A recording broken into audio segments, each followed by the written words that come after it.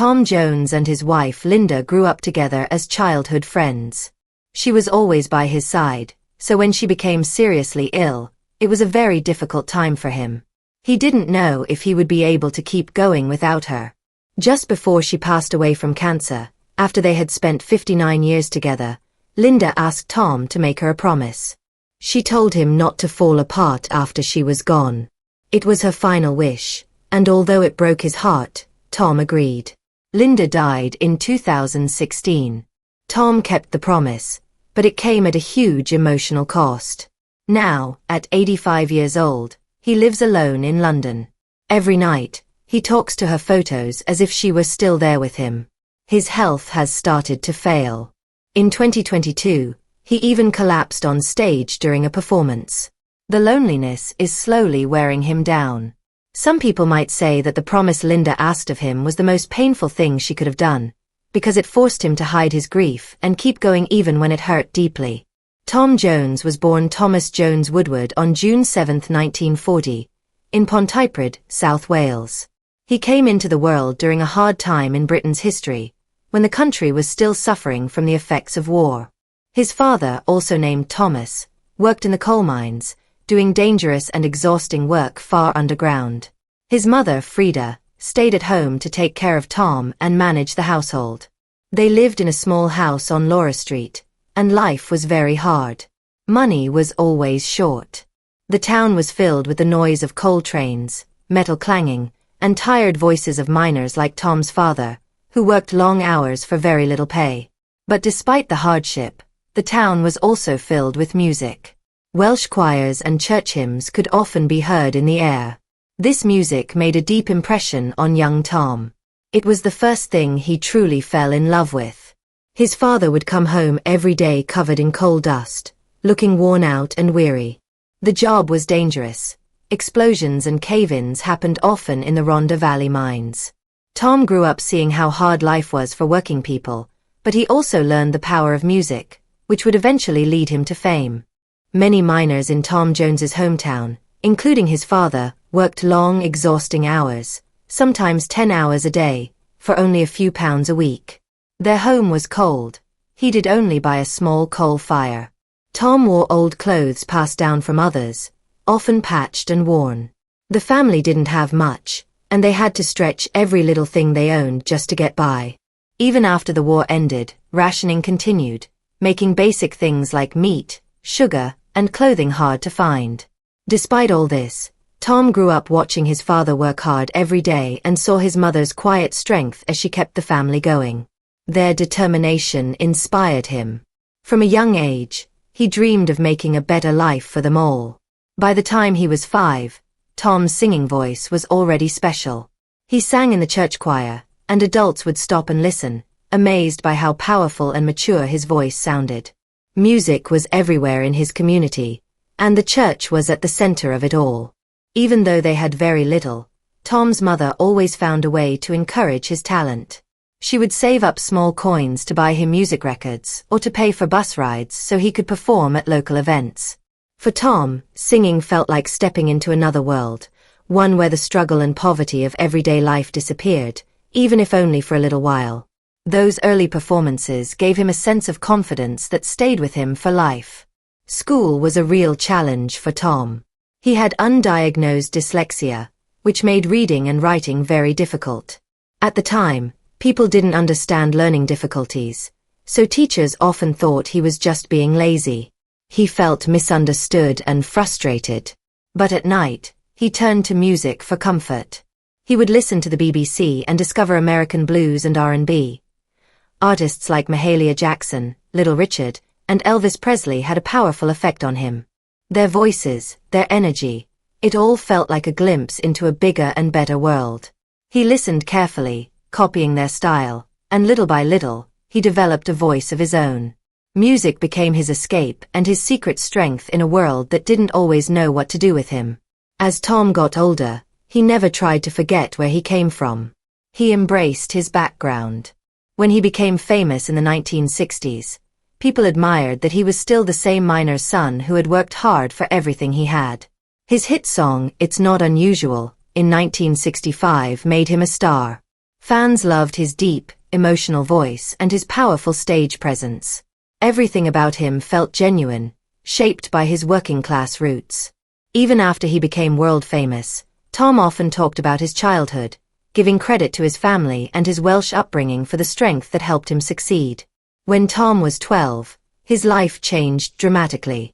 In 1952, he was diagnosed with tuberculosis, a dangerous illness at the time, especially in poor towns like his. He was forced into strict quarantine for 2 years. He had to stay alone in a small room in his home. He couldn't go to school, play with friends, or even be hugged by family. The only things he could see were the 4 walls around him and the world outside his window. People were scared of the disease. Neighbors avoided the house, and even his own family wore masks and gloves when they brought him food. He often had bad coughing fits, fevers, and moments of fear, not knowing if he would survive. He would watch his friends outside from his window, playing football, laughing, living normal lives, while he remained trapped inside.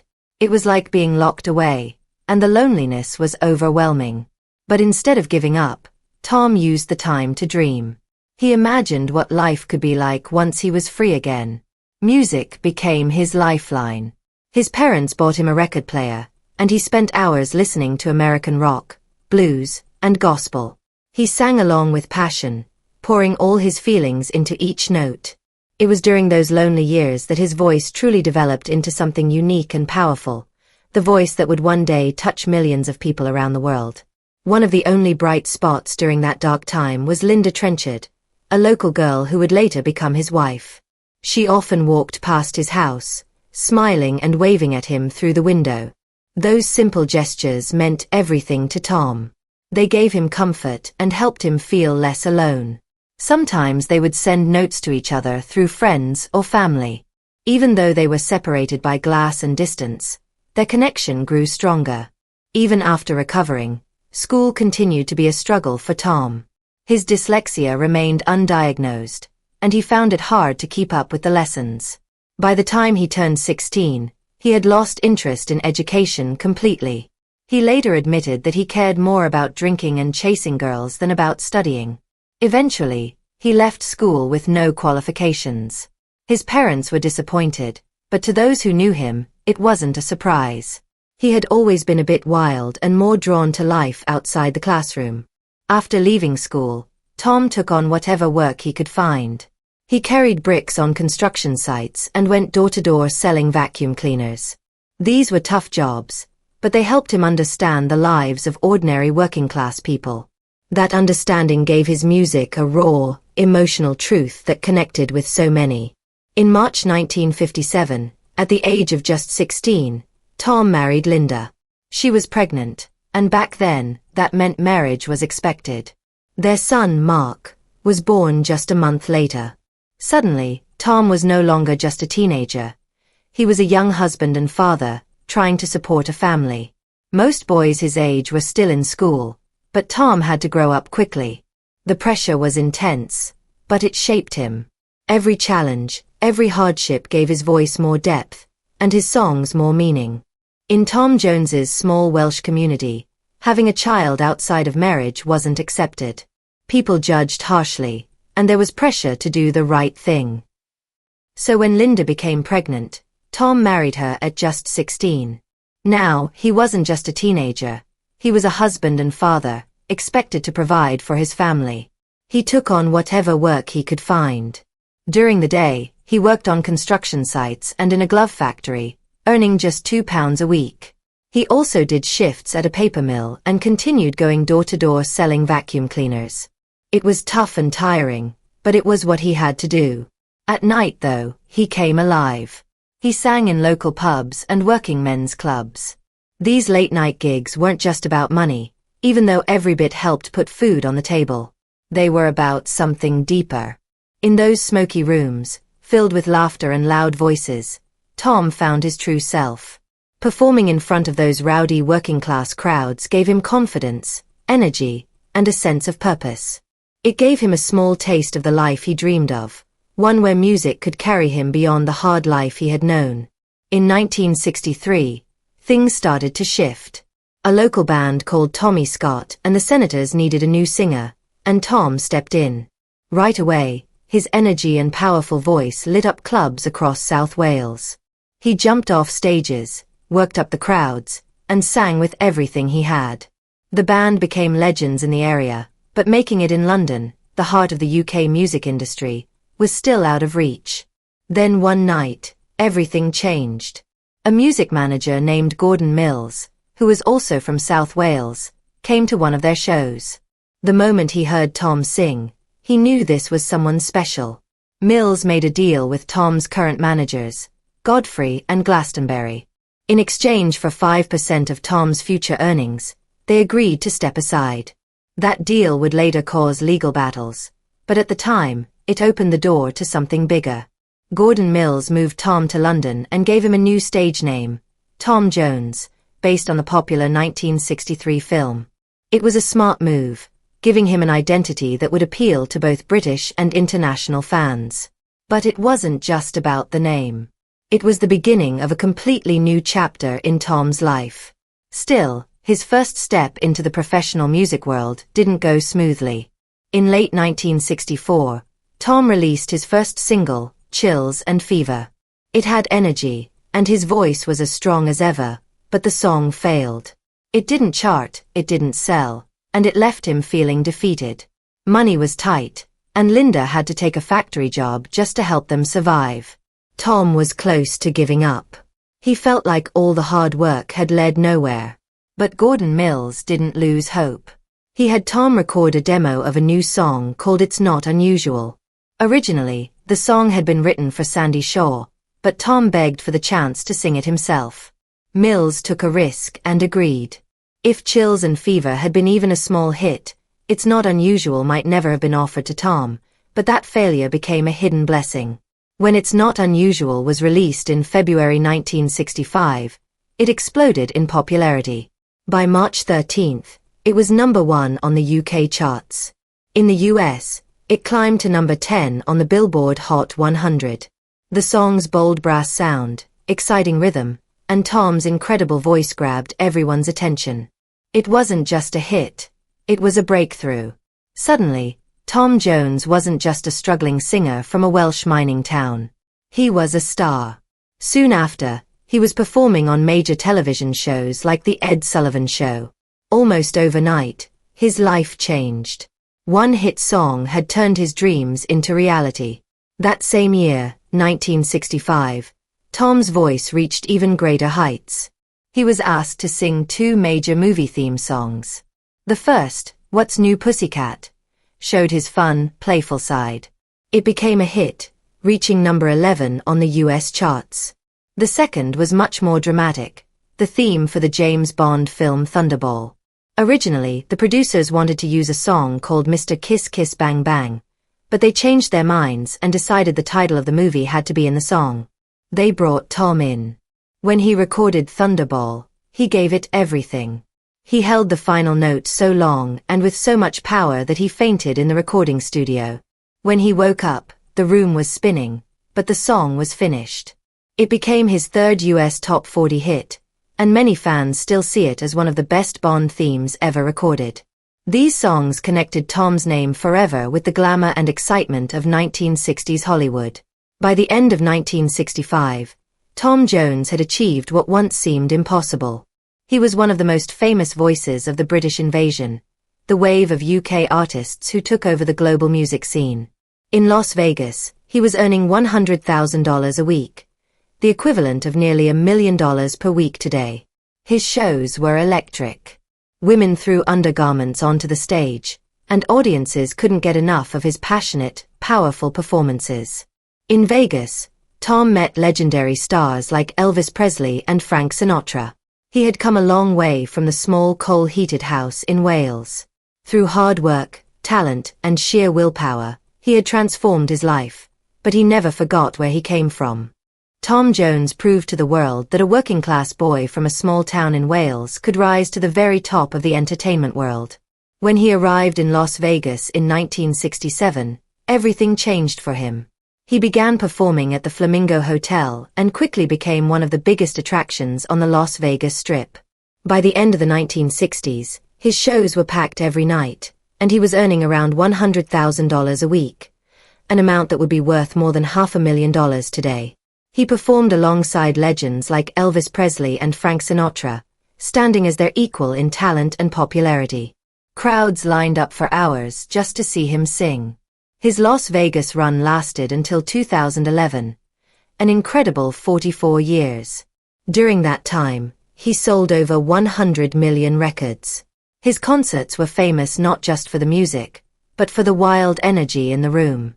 Women threw underwear on stage, screamed, and even fainted, overwhelmed by his presence. Tom didn't just perform songs, he commanded the stage. He wore tight leather pants and loose, open shirts soaked in sweat. Often, his shirts were unbuttoned all the way to his stomach, and his performances were full of bold, suggestive dancing. His stage presence shocked some people, especially in a time when most male performers still dressed modestly. But Tom's confidence and raw style set him apart. Some people called it magnetic, others thought it was inappropriate, but it worked. He opened the door for other male artists to express their sexuality on stage without shame. By 1969, Tom was ready to expand beyond live shows. He launched a television variety show called This Is Tom Jones, which ran for 65 episodes until 1971. The show was a big hit in both the US and the UK. It earned him a Golden Globe nomination and featured incredible duets with music legends like Janis Joplin, Aretha Franklin, Stevie Wonder, and Ella Fitzgerald. These performances weren't ordinary. They blended different musical styles and generations in unforgettable ways. The show helped make Tom Jones a household name around the world, far beyond just the Vegas crowd. While he was thrilling audiences, Tom was also quietly building a business empire. He invested in airlines, slot machine companies, and real estate. These smart moves made sure his fortune grew even after the spotlight started to dim. By 2025, his estimated wealth reached around $300 million. Just his Las Vegas shows alone earned him about $25 million over the years. With the help of his son and manager Mark Woodward, Tom turned his career into long-term success. He showed the world that being an entertainer didn't mean you couldn't also be a smart businessman. On stage, Tom's energy never faded. His deep, powerful voice, passionate dancing, and emotional performances reminded many people of Elvis Presley. In fact, the two were friends and often watched each other's shows. Elvis was so inspired by Tom's performance of Green Green Grass of Home that he recorded his own version. But it wasn't just the music that drew fans, it was Tom's connection with his audience. Women of all ages, from teenagers to grandmothers, adored him. At his shows, hundreds of women would rush the stage. Security often had to step in to control the crowd. He kept that wild excitement going for over 4 decades. But behind the fame and glitter, there were darker truths. As his career soared, so did the scandals. Tom later admitted to having slept with around 250 groupies a year during his peak years. That's nearly 5 different women a week. His wife, Linda, who had married him when they were just 16, suffered deeply. The constant rumors, headlines, and whispers took a toll on her. Over time, she became deeply depressed and withdrew from public life. Tom himself later admitted that his behavior hurt her badly and took away her joy. One of the most damaging affairs happened in 1973, when Tom had a fling with Marjorie Wallace, the first American Miss World. Photos of them kissing on a beach caused a massive scandal. Marjorie lost her Miss World title, ended her engagement to race car driver Peter Revson, and had a complete breakdown. The emotional stress was so severe that she attempted suicide and ended up in the hospital. There were other disturbing stories. Cassandra Peterson, who would later become famous as Elvira, said her first sexual experience, with Tom, was deeply traumatic. She was only 17 at the time, and she described it as so painful that she needed medical treatment afterward. She later said she wished she had saved that moment for someone else, like Elvis. Tom also had affairs with other well-known women, including Mary Wilson of the Supremes and TV personality Charlotte Laws. His relationship with Mary Wilson was especially controversial because interracial relationships were still widely frowned upon at the time. Wilson even lived with Tom during his tours, which raised eyebrows and caused more gossip. Throughout all of this, Linda remained in the background, enduring the humiliation and heartache in silence. Tom's fame may have given them wealth and status, but the emotional cost, especially to Linda, was enormous. Linda, once Tom Jones's closest companion and biggest supporter, slowly disappeared from public life. As the years went on and the scandals piled up, she withdrew completely. Living in their Los Angeles mansion, she became a recluse, rarely seen in public, avoiding events, and cutting herself off from the spotlight that had once surrounded her husband. The woman who had once believed in his talent more than anyone else was left behind, emotionally worn down by years of betrayal, infidelity, and headlines. While Tom remained adored by millions around the world, the people closest to him, especially Linda, carried the pain quietly. That damage could never be undone. In October 1987, when Tom was 47 and still enjoying the heights of fame, he began a U.S. tour that would lead to one of the biggest personal scandals of his life. While visiting a nightclub in New York City, he met a 24-year-old aspiring model named Catherine Berkery.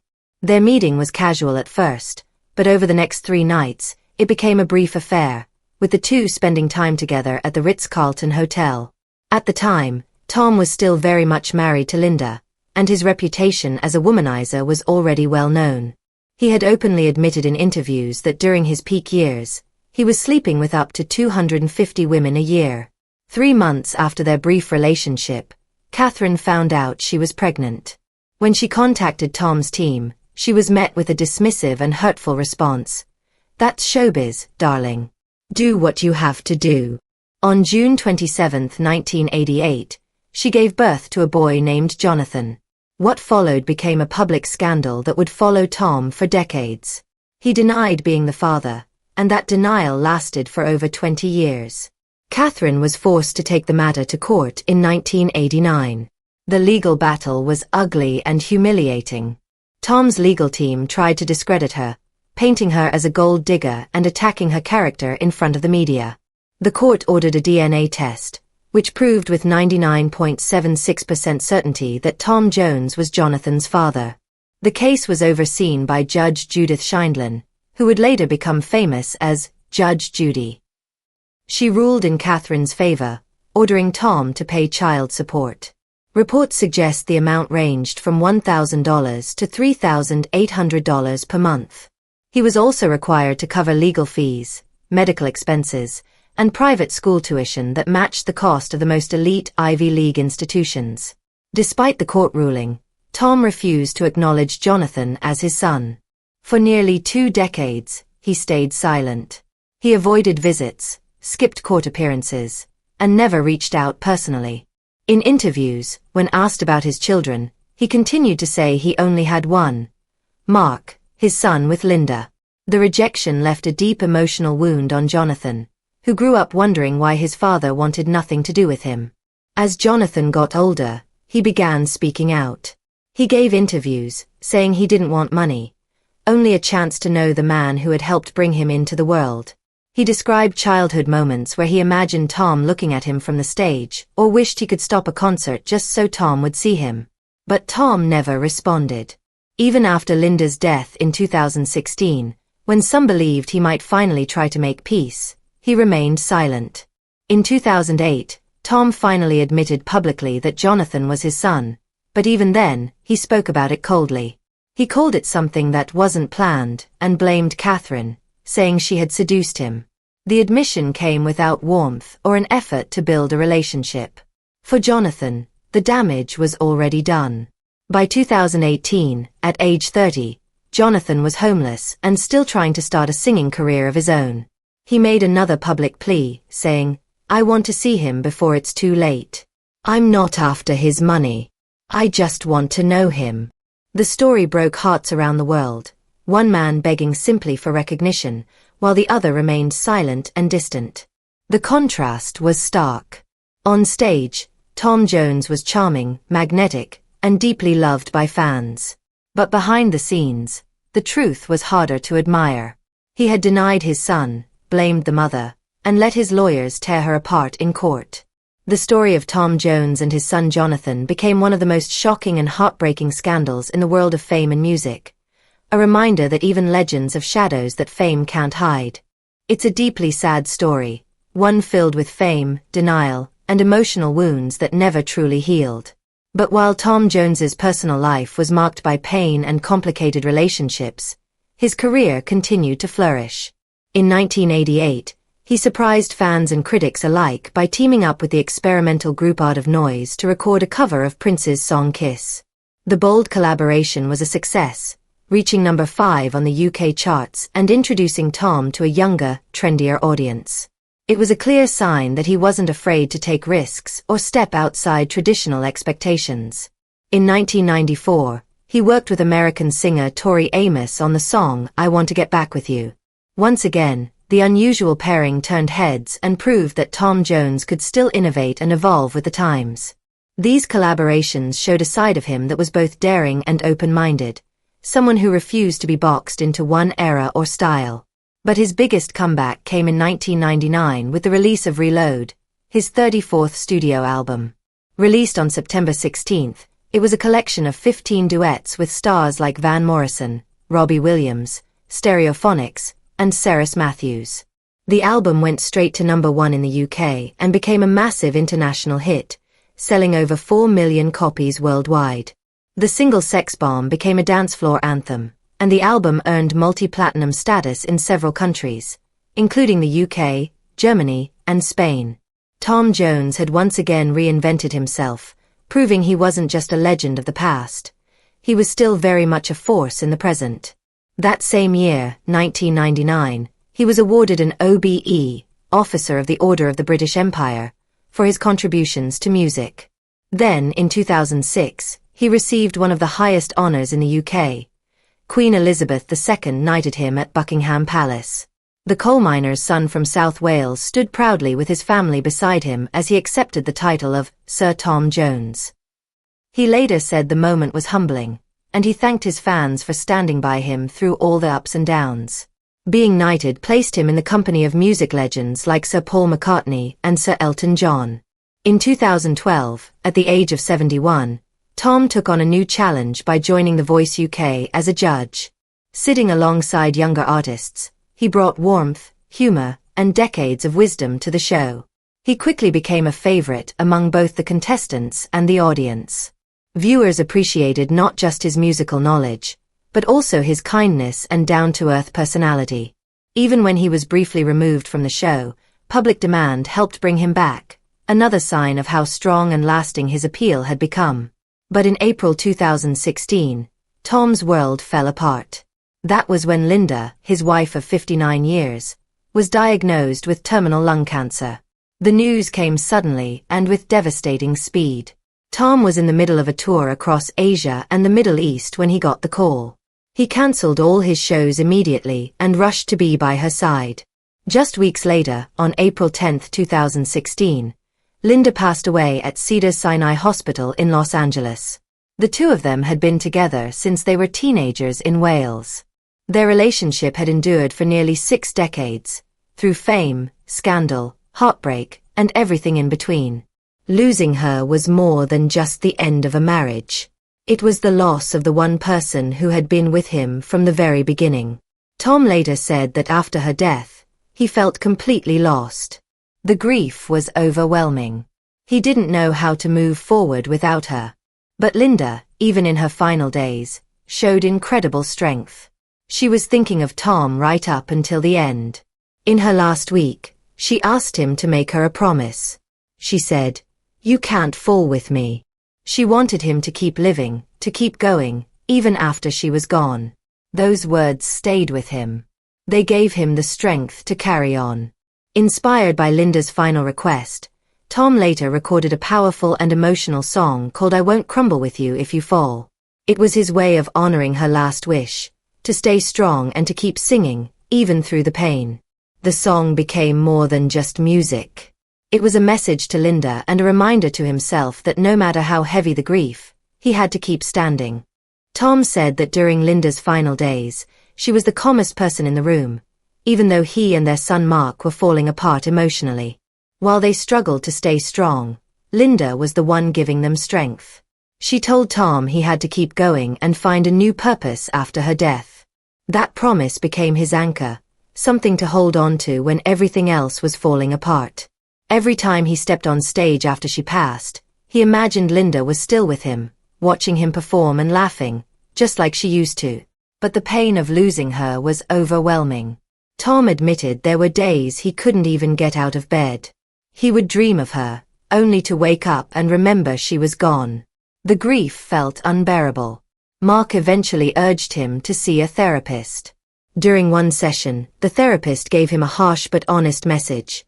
"If you don't carry on, you will die." Those words shook him. He realized that if he stopped singing, he might not survive. Music was the only thing keeping him alive. He also couldn't bear to stay in the Los Angeles mansion they had shared since 1998. They had bought it for $2.1 million, and by the time he sold it, it was worth $6.5 million. But the house was full of Linda's presents, her favorite animal print decorations, her scent, her memories. He couldn't live surrounded by all of that pain. Linda had always dreamed of returning to the UK, so Tom decided to sell the house, furniture and all, and move back to London. It was his way of letting go and trying to start again. Both Tom and Mark needed counseling after Linda's death. In her final days, they were described as basket cases, completely overwhelmed by the grief. Tom barely left Linda's side for the last 10 days of her life. The therapy sessions they had in Los Angeles helped them survive one of the darkest chapters of their lives. A therapist told Tom not to make any big life decisions too quickly and reminded him that healing would take time. Tom has said that without this support, he might not have had the strength to keep the promise he made to Linda. Now, Tom lives alone in London. He is 85 years old. The silence in his apartment constantly reminds him of Linda. He has said that he hears her voice and sees her in dreams, especially at night. He often talks to her photos and has kept her clothes and perfume untouched for years. The loneliness runs deep. Even after decades of fame and fortune, nothing has filled the empty space she left behind. Tom's health has also taken a hit. In 2017 and again in 2022, he had hip replacement surgeries due to the physical toll of years of performing. He now uses canes and often sings while seated. In 2022, during a show in Budapest, he collapsed and had to cancel some concerts. Despite the pain, he refuses to stop. He once said, "Time off would be death for me. The only time I'll take off is when I die." In 2023, even at the age of 85, he performed over 50 shows. The stage is where he feels most alive. The applause, the music, the connection with the audience, they are the only things that make the loneliness disappear, even if just for a while. Tom also carries deep guilt about Linda's death. He often wonders if he could have done more to save her, or if his constant touring left her feeling too alone. That guilt haunts him. He has even spoken to psychics, hoping for a message from her, something, anything, that might ease the ache. Every song he sings now is filled with emotion, almost like he's reaching out to the past, trying to connect with the life they shared. Tom Jones wakes up every day carrying this sorrow, but he keeps going.